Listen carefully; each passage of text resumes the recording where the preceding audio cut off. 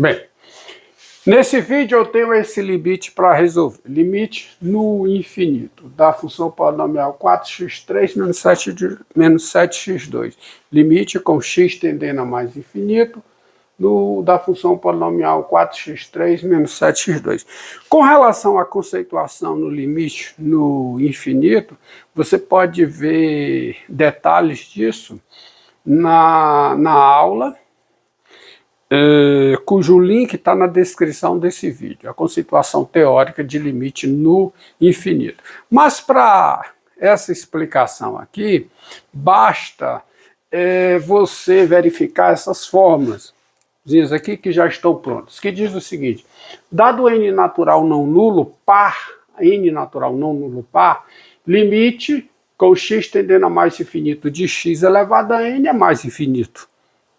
Limite de x elevado a n com x tendendo a menos infinito é mais infinito. Por exemplo, x ao quadrado com x tendendo a menos infinito, x ao quadrado tem limite mais infinito. De fato, tende a mais infinito. Entretanto, limite de 1 sobre x elevado a n com x tendendo a mais infinito é zero. E limite de 1 sobre x elevado a n com x tendendo a menos infinito também é zero. No caso de n ser ímpar, limite de x elevado a n com x tendendo a mais infinito é mais infinito, enquanto o limite de x elevado a n com x tendendo a menos infinito é menos infinito. E o limite com x tendendo a mais infinito de 1 sobre x elevado a n é zero. Também o limite com x tendendo a menos infinito de 1 sobre x elevado a n é zero. O que significa esses sinaizinhos aqui? É uma informação que pode ser útil na decisão de certos limites. O que significa isso aqui, esse mais? Significa que quando x tende a mais infinito, 1 sobre x elevado a n tende a zero, mas tende a zero por valores positivos, claro. Aqui também, porque o n é par. 1 sobre x elevado a n tende a zero, mas tende a zero por valores positivos. Mas no caso do n ser ímpar, acontece algo interessante. Quando x tende a mais infinito, 1 sobre x elevado a n é sempre positivo, tende a zero, portanto, tende a zero por valores positivos. Mas com x tendendo a menos infinito, quer dizer, x crescendo algebricamente, crescendo em módulo, mas por valores negativos, 1 sobre x elevado a n aproxima-se de zero, portanto, aproxima-se de zero por valores negativos. Essa informação pode ser útil na decisão de certos limites. Um pouco de água. Bem, então veja aqui. Usando dessas informações, você tem o seguinte, vou escrever aqui solução. Solução é o seguinte. Tem-se, olha aqui, diante daquela tabelinha lá, limite com x tendendo a mais infinito de 4x3 é quanto? Mais infinito. x3 tem limite mais infinito, multiplicado por 4, claramente tem limite mais infinito. E limite com x tendendo a mais infinito de 7x2, colocar só o 7x2, é também o quê? Mais infinito. Assim, você tem uma segunda indeterminação. Primeira indeterminação que eu apresentei, pelo menos meus alunos, né, é a indeterminação 0 sobre 0. Mas agora, olha aqui, você tem uma diferença. O limite no infinito de 4x3 é mais infinito, limite no infinito e mais infinito de 7x2 é mais infinito. Nesse caso, se diz que você tem uma indeterminação do tipo infinito menos infinito. Por que é dito indeterminação? Bem, infinito não é número, portanto, você não pode sair manipulando algebricamente isso que não é número, tá?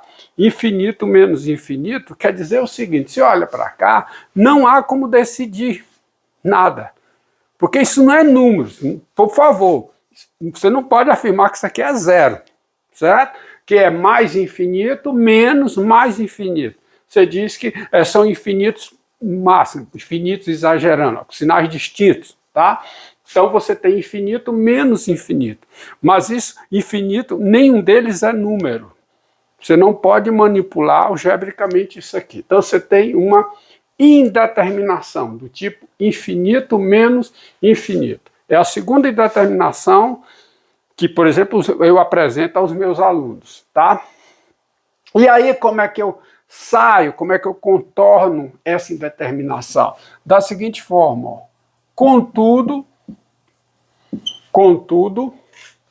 limite com x tendendo a mais infinito de 4x3 menos 7x2 é igual, escrever na linha de baixo, limite com x tendendo a mais infinito. Eu coloco aqui o x a terceira em evidência. Colocando x3 em evidência, eu fico com x3 vezes 4 menos o quê? Menos 7 dividido por x. Ó, x vezes, né? x3 vezes 4, 4x3. x3 vezes 7 sobre x, 7x2. E o menos da expressão. E quem é esse limite? Esse limite aqui dá para você decidir. Por quê? Vamos analisar separadamente. Ó. Quem é limite, tá, de x3 com x tendendo a mais infinito? Quem é? Mais infinito, pela tabela, pelas aquelas fórmulas que estão aqui. As fórmulas que estão aqui, que eu acabei de demonstrar. No caso é essa, né? N natural, N ímpar, limite com x tendendo a mais infinito de x elevado a n é mais infinito. Certo? E aqui o outro. E limite com x tendendo a mais infinito de 4 menos 7x, isso aqui dá quanto? Ó, 4 constante, me dá constante a constante, 7 sobre x, com x tendendo a mais infinito, tem limite 0. Portanto, isso aqui tem limite 4. E assim, ó, no produto, ó, esse fator tem limite mais infinito, esse fator tem limite 4. O que me diz a intuição? E a intuição funciona. As proposições de limite do infinito validam a intuição. Portanto, esse limite aqui é mais infinito. E isso ocorre, e está aí a justificativa embaixo. Pois você tem limite dessa expressão, do x3 é mais infinito, do parênteses é 4. Aí o limite do polinômio dá quanto? Mais infinito. No vídeo que segue esse, o vídeo que está apontado por esse aqui, é o próximo vídeo, vai estar o link aí, eu faço uma demonstração geral de como você divide, como você decide. Eu farei uma demonstração geral de como você decide o limite no infinito de uma função polinomial.